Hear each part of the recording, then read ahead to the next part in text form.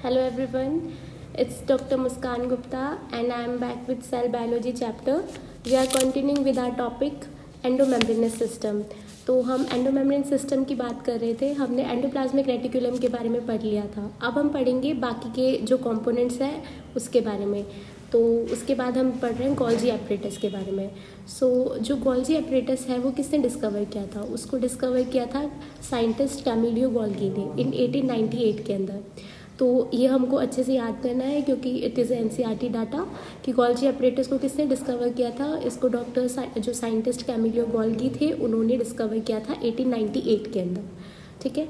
जो Golgi apparatus है वो एक डेंसली स्टेन्ड रेटिकुलर स्ट्रक्चर है जो कि न्यूक्लियस के चारों तरफ देखने को मिलता है. हमें नियर द न्यूक्लियस देखने को मिलता है. डेंसली स्टेन होता है और रेटिकुलर स्ट्रक्चर होता है ये. ठीक है. इनको हम गोल्जी बॉडीज़ बोलते हैं.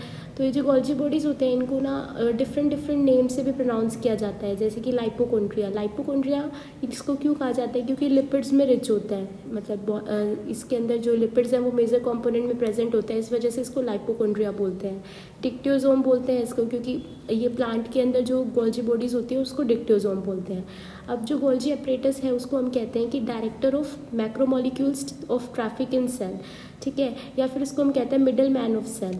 ठीक है. तो ये जो है ये दो मेजर इंपॉर्टेंट क्वेश्चन है जो कि हमसे बहुत फ्रिक्वेंटली आस्क किए जाते हैं, बहुत फ्रिक्वेंटली पूछे जाते हैं कि director of macromolecules traffic in cell की जो सेल है उसके अंदर जो मैक्रोमोलिक्यूल्स हैं, बहुत सारे मैक्रोमोलिक्यूल्स हैं, उनकी सिक्रीशन में जो है वो गोल्जी एपरेटस हेल्प करता है. तो जो मैक्रोमोलिकुलर ट्रैफिक है सेल के अंदर उसका डायरेक्टर उसको डायरेक्ट कौन करता है कि उसका सिक्रीशन होगा कैसे होगा, तो वो गोल्जी एपरेटस का काम है. इस वजह से इसको बोला जाता है कि director of macromolecule traffic in a cell का किसका फंक्शन है ये, तो वो गोल्जी एपरेटस का फंक्शन है. ऑल्सो ये मिडल मैन ऑफ सेल की तरह काम करता है. मिडल मैन की जैसे कि एंडोप्लाज्मिक रेटिकुलम है वो जो है वो हमको एक प्रिकर्सर प्रोवाइड करता है प्रोटीन का, और वो गोल्जी एपरेटस में जाता है और फिर उसकी सिक्रीशन होती है. तो वो एक तरह मिडल मैन की तरह काम कर रहा है. तो इस वजह से इसको middle man of the cell भी कहा जाता है. तो अब हम आगे देखते हैं कि हमने देखा कि गोल्जी एपरेटस है वो कैमिलियो गोल्गी ने उसको डिस्कवर किया था. उसको लाइपोकोन्ड्रिया भी बोलते हैं, डिक्टियोसोम भी बोलते हैं, director of macromolecule traffic in a cell और middle man of the cell भी उसको बोला जाता है. ठीक है. हम आगे देखते हैं. अब जो गोल्जी एपरेटस है उसके 3 पार्ट्स होते हैं. हमने जब एंडोप्लाज्मिक रेटिकुलम पढ़ा था तो हमने उस पर देखा था कि उसमें भी 3 पार्ट्स थे. एक सिस्टर्ने था, ट्यूब्यूल्स था, वेसिकल्स थे. वही तीनों पार्ट्स जो है वो हमको गोल्जी एपरेटस में भी देखने को मिल रहा है. लेकिन हमने उसमें कहा था कि उन दोनों में डिफरेंस क्या है कि जो एंडोप्लाज्मिक रेटिकुलम है उनके अंदर जो तीनों जो स्ट्रक्चर्स हैं ये सिस्टर्ने, ट्यूब्यूल्स और वेसिकल्स, ये तीनों स्कैटर्ड प्रेजेंट होते हैं साइटोप्लाज्म के अंदर. ठीक है. अब जैसे सिस्टर्ने है ये फ्लैट डिश शेप्ड होता है, सैक लाइक स्ट्रक्चर होता है. इसका डायमीटर 0.5 से 1 माइक्रोन के बीच में होता है और ये कोसेंट्रिकली अरेंज होता है. न्यूक्लियस के चारों तरफ कोसेंट्रिकली अरेंज होता है. ट्यूब्यूल्स हो गए और वेसिकल्स हो गए. ठीक है.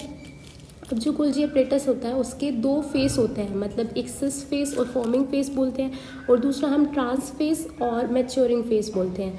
तो जो सिस फेस और फॉर्मिंग फेस है वो जो कन्वेक्स सरफेस है सिस्टर्ने के 2 सरफेस होते हैं, एक कन्वेक्स सरफेस और एक कनकेव सरफेस. तो जो कन्वेक्स सरफेस होता है वो सिस्टर्ने का टूवर्ड्स न्यूक्लियस होता है. तो जो सिस फेस और फॉर्मिंग फेस है वो कन्वेक्स सरफेस होता है सिस्टर्ने का, और जो ट्रांस फेस और मैच्योरिंग फेस है वो कनकेव सरफेस होता है सिस्टर्ने का, जो कि टूवर्ड मेम्ब्रेन की तरफ है, मतलब प्लाज्मा मेम्ब्रेन की तरफ है.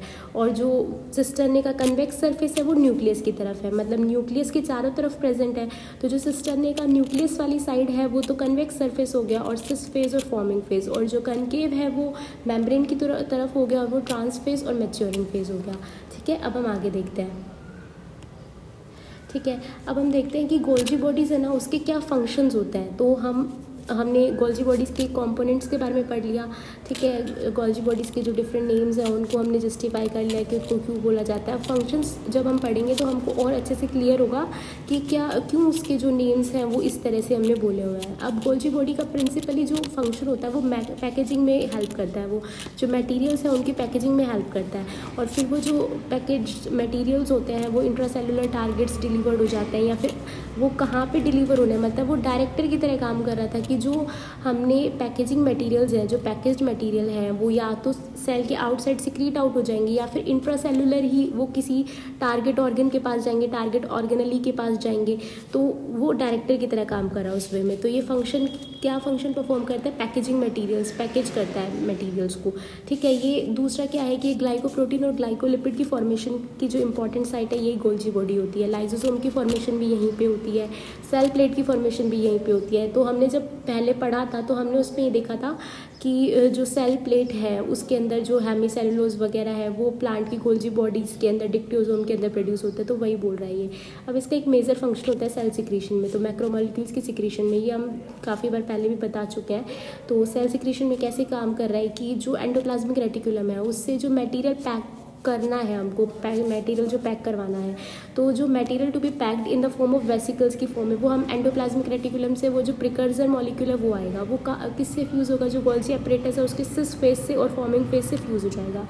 फिर वो किसकी तरफ जाएगा, मैच्योरिंग फेज की तरफ जाएगा, और मैच्योरिंग फेज के थ्रू वो सिक्रीट आउट हो जाएगा। तो ये सेल सिक्रीशन में इसका रोल हो गया। तो जो प्रिकर्सर मटेरियल था एंडोप्लाज्मिक रेटिकुलम से वो आया, वो सिस फेज के साथ फ्यूज़ हुआ गोल्जी एपरेटस के, उसके सिस फेज के साथ फ्यूज़ होकर उसकी प्रोसेसिंग हुई और फिर वो जो मैच्योरिंग फेज है उसकी तरफ से सिक्रीट आउट हो गया, ठीक है। और उसके आगे बाकी फंक्शंस क्या होते हैं कि सेलुलर मटेरियल की सिंथेसिस में हेल्प करता है, ये एक्टोसोम की फॉर्मेशन में हेल्प करता है ड्यूरिंग स्पर्मियोजेनेसिस। जब स्पर्मेटोजेनेसिस होती है, स्पर्म की फॉर्मेशन होती है, तो उसमें जो लास्ट प्रोसेस होता है दैट इज स्पर्मियोजेनेसिस। स्पर्मियोजेनेसिस क्या होता है कि जो स्पर्मेटिड्स होते हैं, मतलब कि इनएक्टिव स्पर्म्स, उनको एक्टिव स्पर्म्स के अंदर जो स्पर्म की फॉर्मेशन है उसमें तो एक्रोसोम की फॉर्मेशन होती है। तो जो उस एक्रोसोम की फॉर्मेशन है उसके अंदर भी जो गोल्जी बॉडीज़ है उनका इंपॉर्टेंट रोल होता है। फिर हम आगे देखते हैं। अब हमने गोल्जी एपरेटस के बारे में देख लिया, हमने एंडोप्लाज्मिक रेटिकुलम के बारे में देख लिया। अगला कंपोनेंट हमारा था लाइसोसोम्स, तो हम लाइसोसोम्स के बारे में देखते हैं।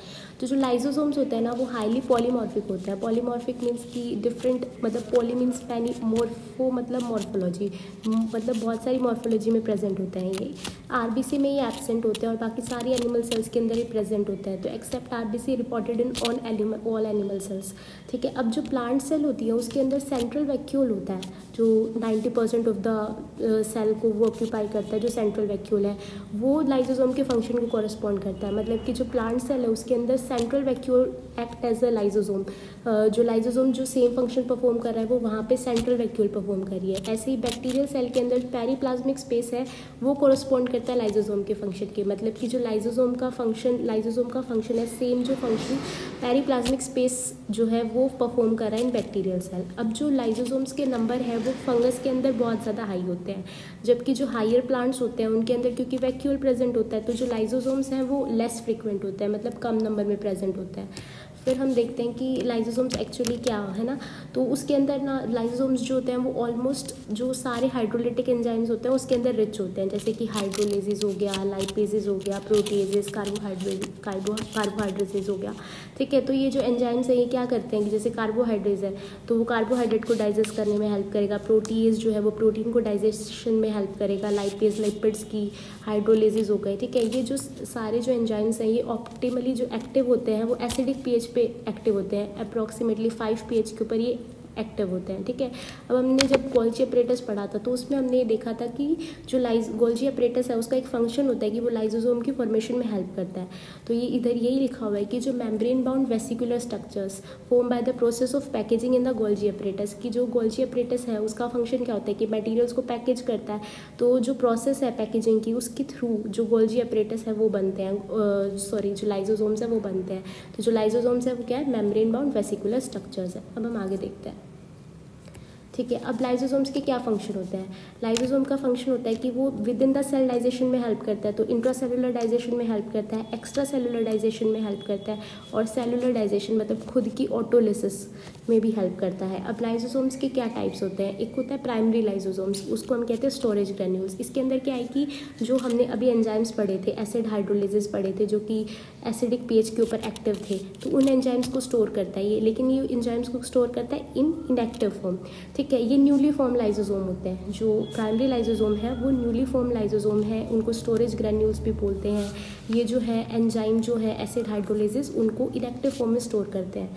फिर आगे फर्दर जो लाइसोसोम्स के टाइप है वो है डाइजेस्टिव वैक्यूल्स या फिर हेट्रोफैगोसोम्स। इसमें क्या होता है कि जो प्राइमरी लाइसोसोम्स हैं वो फैगोसोम्स के साथ फ्यूज़ हो जाते हैं, तो वो सेकेंडरी लाइजोसोम्स बनाते हैं, ठीक है। तो इनको कहते हैं हम डाइजेस्टिव वैक्यूल्स और हेट्रोफैगोसोम्स, प्राइमरी लाइजोसोम विद फैगोसोम्स, ठीक है।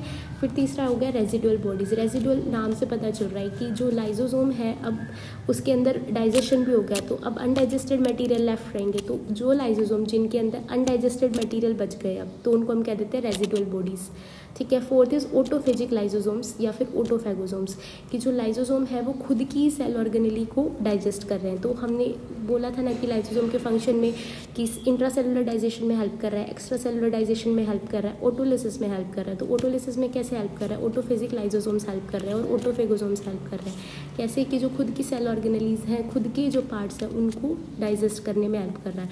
तो ये ऑटोफेजिक लाइजोसोम हो गए। तो 4 टाइप हो गए, primary lysosome, secondary lysosome, residual bodies और ऑटोफेजिक लाइजोसोम्स और ऑटोफैगोसोम्स, ठीक है। अब हम आगे जो हमारा लास्ट कंपोनेंट है वैक्यूल, उसके बारे में पढ़ते हैं, ठीक है। अब वैक्यूल क्या होता है कि ये प्लांट सेल के अंदर होता है, ऑक्यूपाई करता है 90% of the volume of cell, single membrane से बाउंड होता है। उस मेम्ब्रेन को हम कहते हैं टोनोप्लास्ट, ठीक है।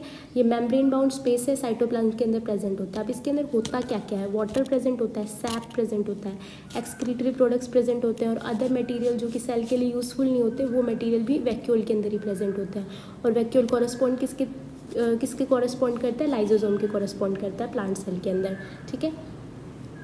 अब जो टोनोप्लास्ट है वो फैसिलिटेट करता है ट्रांसपोर्ट ऑफ आयंस, है ना, और other material against concentration gradient into the vacuole. मतलब वैक्यूल के अंदर जो आयंस की ट्रांसपोर्ट है या फिर किसी अदर मटेरियल की transport against the concentration gradient कराता है। मतलब कि वैक्यूल के अंदर बाहर के कंपैरिजन में, मतलब साइटोप्लाज्म के कंपैरिजन में जो वैक्यूल के अंदर ये जो आयंस है या फिर अदर मटेरियल है उनका कंसंट्रेशन ज़्यादा होता है। और ये किसके थ्रू ट्रांसपोर्ट होता है, अगेंस्ट कंसंट्रेशन ग्रेडियंट, मतलब एनर्जी यूटिलाइज होती है यहाँ पे, ठीक है।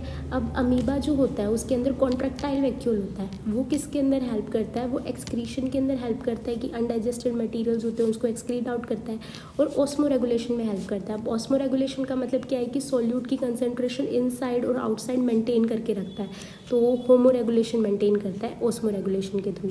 अब बहुत सारी सेल्स होती हैं जैसे कि प्रोटिस्ट है, उनके अंदर फूड वैक्यूल प्रेजेंट है, वो क्या करता है, फूड वैक्यूल नाम से पता चल रहा है फूड वैक्यूल, तो मतलब कि वो फूड पार्टिकल को इनगल्फ करने में हेल्प कर रहा है। तो ये हमारा वैक्यूल था कि वैक्यूल 90% ऑक्यूपाई करता है स्पेस प्लांट सेल का, जो है इसके अंदर वाटर होता है, सैप होता है, एक्सक्रीटरी प्रोडक्ट होता है, ठीक है। जो है ये लाइजोसोम्स के कॉरस्पॉन्ड करता है अगेंस्ट कंसंट्रेशन ग्रेडियंट, है ना। और अमीबा के अंदर कॉन्ट्रैक्टाइल वैक्यूल हो गया, और जैसे बहुत सारे प्रोटिस्ट होते हैं उनके अंदर फूड वैक्यूल प्रेजेंट होता है। अब हम पढ़ते हैं माइटोकॉन्ड्रिया के बारे में, ठीक है। माइटोकॉन्ड्रिया जो है वो सोसेज शेप या फिर सिलेंड्रिकल शेप होती है, ठीक है। अब इसके जो नंबर है ना वो डिपेंड करते हैं physiological activity of the cell, मतलब अगर कोई सेल है उसके अंदर वो काफ़ी एक्टिवली फिजियोलॉजिकल वर्क कर रही है, मतलब रनिंग है ना, रनिंग वगैरह है ना, तो उसके अंदर जो माइटोकॉन्ड्रिया है उसके नंबर इंक्रीज होंगे क्योंकि वो फिजियोलॉजिकल एक्टिव सेल है। अगर कोई फिजियोलॉजिकल इनएक्टिव सेल है तो उसके अंदर कंपैरेटिवली टू एक्टिव सेल जो नंबर है वो कम होंगे, ठीक है। अब जैसे प्लांट सेल है उसके अंदर जो है एनिमल सेल के कंपैरिजन में माइटोकॉन्ड्रिया का नंबर कम होता है। हायर एनिमल्स होती हैं उसके अंदर जो मैक्सिमम माइटोकॉन्ड्रिया है वो फ्लाइट मसल्स ऑफ बर्ड में काम आते हैं, क्योंकि वो जो फ्लाइट मसल्स हैं बर्ड की वो मोस्ट एक्टिव मसल्स हैं, तो उनके अंदर फिजियोलॉजिकल एक्टिविटी मैक्सिमम है, तो उसके अंदर माइटोकॉन्ड्रिया का नंबर भी मैक्सिमम होता है, ठीक है। अब इसका डायमीटर कितना होता है, 0.2 से 1 माइक्रोन होता है। अगर हम एवरेज देखें तो 0.5 माइक्रोन के आसपास होता है, और उसकी लेंथ क्या होती है 1 से 4.1 माइक्रोन के आसपास होती है। ये डाटा हमको याद रखना है, NCERT डाटा है। तो जो माइटोकॉन्ड्रिया है वो सॉसेज और सिलेंड्रिकल शेप होता है। इसका जो नंबर है वो किस चीज़ पे डिपेंड करता है, फिजियोलॉजिकल एक्टिविटी पे डिपेंड करता है सेल की। अगर हायर एनिमल्स हैं, जैसे हायर एनिमल्स हो गए, उनके अंदर जो फ्लाइट मसल्स है बर्ड्स की जैसे कि, उनके अंदर माइटोकॉन्ड्रिया का नंबर मैक्सिमम होता है। क्यों? क्योंकि फिजियोलॉजिकल एक्टिविटी मैक्सिमम होती है, ठीक है। अब जो माइटोकॉन्ड्रिया है उसको हम पावर हाउस ऑफ सेल भी कहते हैं, या फिर ATP मील इन सेल कहते हैं, या फिर cell within the cell कहते हैं। तो ऐसा क्यों? क्योंकि जो माइटोकॉन्ड्रिया है वो ATP फॉर्मेशन में हेल्प करता है, तो इस वजह से उसको powerhouse of the cell या फिर ATP मील, मतलब ATP का स्टोर हाउस, पावर हाउस वो कहते हैं। और इसको कहते हैं cell within the cell, कि हमारी एक सेल है उसके अंदर माइटोकॉन्ड्रिया प्रेजेंट है, तो माइटोकॉन्ड्रिया भी एक सेल की तरह काम कर रहा है, तो cell within the cell, ठीक है, क्योंकि उसका खुद का DNA होता है। अब ये मोस्ट बिजी और एक्टिव ऑर्गेनेली है सेल के अंदर, ठीक है। और ये सेमी ऑटोनोमस सेल ऑर्गेनेली है। तो ये फ्रिक्वेंटली आस्क्ड क्वेश्चन है कि सेमी ऑटोनोमस सेल ऑर्गेनेली, हमारी जो सेल है उसके अंदर सिर्फ 2 ही ऐसे ऑर्गेनेलीज हैं जिनको हम कहते हैं सेमी ऑटोनोमस सेल ऑर्गेनेली। तो एक तो होता है वो क्लोरोप्लास्ट और एक होता है माइटोकॉन्ड्रिया। तो क्लोरोप्लास्ट तो प्लांट में हो गया, माइटोकॉन्ड्रिया एनिमल्स में, ठीक है। एंडोसिम्बायोट्स ऑफ द सेल, अब इसको एंडोसिम्बायोट्स ऑफ द सेल क्यों कहा जाता है कि इसका एंडोसिम्बायोटिक ऑरिजिन है फ्रॉम द प्रोकैरियोटिक सेल्स, ठीक है। जो माइटोकॉन्ड्रियल डीएनए होता है वो जी और सी मतलब ग्वानिन और साइटोसिन जो है उसके कंटेंट उसमें सबसे ज़्यादा होता है, मैक्सिमम होता है, काफ़ी अच्छा होता है। तो एंडोसिम्बायोटिक ऑरिजिन होता है उसका किससे, प्रोकैरियोटिक सेल से, ठीक है। अब ये जो माइटोकॉन्ड्रिया है वो जेनस ग्रीन डाई होती है उससे स्टेन्ड होता है। तो हमने क्या पढ़ा कि वो powerhouse of the cell है या और एटीपी मील भी बोलते हैं उसको, cell within the cell भी बोलते हैं, सेमी ऑटोनोमस ऑर्गेनेली है, एंडोसिम्बायोट्स ऑफ द सेल भी बोला जाता है। और ये जेनस ग्रीन डाई से स्टेन होता है, ठीक है। अब जो माइटोकॉन्ड्रिया है उसके अंदर 2 मेम्ब्रेन्स प्रेजेंट होती है, एक आउटर मेम्ब्रेन प्रेजेंट होती है और एक इनर मेम्ब्रेन प्रेजेंट होती है। तो जो आउटर मेम्ब्रेन है वो स्मूथ होती है और उसके अंदर ज़्यादा फॉस्फोलिपिड्स होते हैं और कोलेस्ट्रॉल प्रेजेंट होता है, ठीक है। और जो फॉस्फोलिपिड प्रेजेंट होता है वो होता है फॉस्फेटिडाइल कोलिन, ठीक है। ये जो है जो आउटर मेम्ब्रेन है वो कॉन्टिन्यूस बाउंड्री फॉर्म करती है ऑर्गेनेली की, ये कॉन्टिन्यूस स्मूथ बाउंड्री है ना, ये फॉस्फोलिपिड और कोलेस्ट्रॉल की बनी हुई है। और जो इनर मेम्ब्रेन है वो उसके अंदर ज़्यादा प्रोटीन होता है और फॉस्फोलिपिड होता है, उसमें क्या था, फॉस्फोलिपिड था ज़्यादा और कोलेस्ट्रॉल ज़्यादा था। इसके अंदर ज़्यादा प्रोटीन होता है और फॉस्फोलिपिड होता है, और जो फॉस्फोलिपिड होता है वो कौन सा होता है, डाइफॉस्फेटाडाइल कोलिन होता है। तो 2 मेम्ब्रेन हो गई, एक आउटर मेम्ब्रेन एक इनर मेम्ब्रेन, और इन दोनों मेम्ब्रेन के बीच में स्पेस होता है उसको हम कहते हैं इंटर मेम्ब्रेनस स्पेस, ठीक है। तो जो आउटर मेम्ब्रेन है वो स्मूथ है, उसके अंदर ज़्यादा फॉस्फोलिपिड्स है और कोलेस्ट्रॉल है, और ये कॉन्टिन्यूस बाउंड्री फॉर्म कर रही है माइटोकॉन्ड्रिया की ऑर्गेनेली की, ठीक है। इनर मेम्ब्रेन जो है वो उसमें ज़्यादा प्रोटीन है और फॉस्फोलिपिड है, ठीक है। और ये जो फॉस्फोलिपिड है वो डाइफॉस्फेटिडाइल कोलिन है। इन दोनों के बीच में जो स्पेस है उसको हम इंटर मेम्ब्रेनस स्पेस बोल देते हैं। जो इनर मेम्ब्रेन है वो फोल्ड्स में प्रेजेंट होती है, उस फोल्ड्स को हम कहते हैं क्रिस्टे। तो यहाँ पे डायग्राम है कि आउटर मेम्ब्रेन है फिर इनर मेम्ब्रेन है, जो इनर मेम्ब्रेन है उसमें फोल्ड्स है उनको हम कह रहे हैं क्रिस्टे। जो क्रिस्टे है वो मैट्रिक्स को कंपोज कर रही है, उसके अंदर जो क्रिस्टे है वो एक बाउंड्री फॉर्म कर रही है, उसके अंदर मैट्रिक्स है। और जो आउटर मेम्ब्रेन है और इनर मेम्ब्रेन है उनके बीच में जो स्पेस है उसको इंटर मेम्ब्रेन स्पेस बोल रहे हैं या फिर पेरीमाइटोकॉन्ड्रियल स्पेस बोला जा रहा है, ठीक है। अब जो आउटर और इनर मेम्ब्रेन है वो इस ल्यूमन को 2 एक्वस कंपार्टमेंट में कन्वर्ट करती है, एक आउटर कंपार्टमेंट और एक इनर कंपार्टमेंट।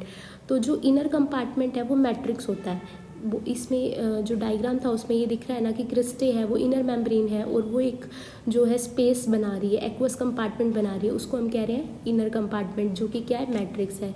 इसमें क्या है, डेंस होमोजेनस सब्सटेंस है ये, ठीक है।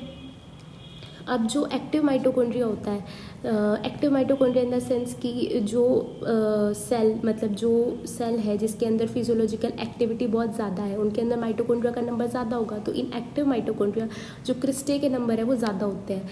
जो माइटोकॉन्ड्रिया है वो डिवाइड कैसे करती है, फिजन के थ्रू, जो फिजन मैकेनिज्म है उसके थ्रू वो डिवाइड करती है। अब जो मैट्रिक्स है उसके अंदर क्या होता है, single circular naked double stranded DNA present होता है, कुछ आरएनए मॉलिक्यूल्स भी प्रेजेंट होते हैं, राइबोसोम्स होता है। तो राइबोसोम कौन सा होता है, 70S प्रेजेंट होता है। Component required for synthesis of protein वो भी मैट्रिक्स के अंदर देखने को मिलते हैं।